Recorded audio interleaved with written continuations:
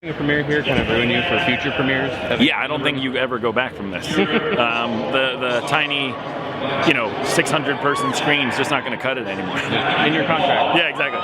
What do you hope people take away from the film? I think what I hope they take away is how heroic this night was and how it represents what our men and women who serve go through every single day, what they leave behind, families, friends.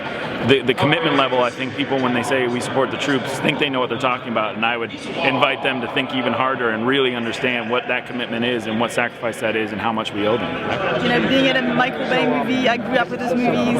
Now to be the lead actress in one of them is just a dream come true. It's unbelievable, and I think he's amazing at what he does. What is it like to watch this dramatized? It's very hard. Let me give you an example. When I first saw it and I walked out of the theater, I saw private screening in Paramount.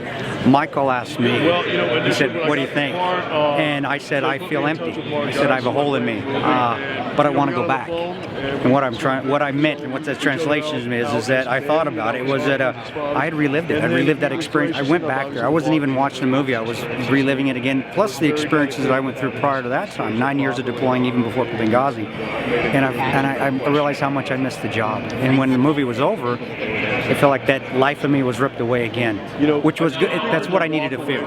So I'm very happy. That means they got it right. Even though it's hurtful for me to watch, it's hard for me to watch emotionally, charged for me to watch. It's supposed to be like that. If it wasn't like that, they wouldn't have gotten it right. So very happy.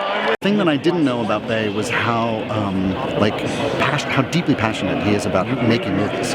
The guy is in there, he's holding that camera, he's in there sucking up the dirt and the dust, and the madness is raining around you, but Michaal isn't sitting off in his chair not paying attention. He is at the center of the storm. It's told from the perspective of the 6 men who were all ex-military and the operatives who were hired by the CIA.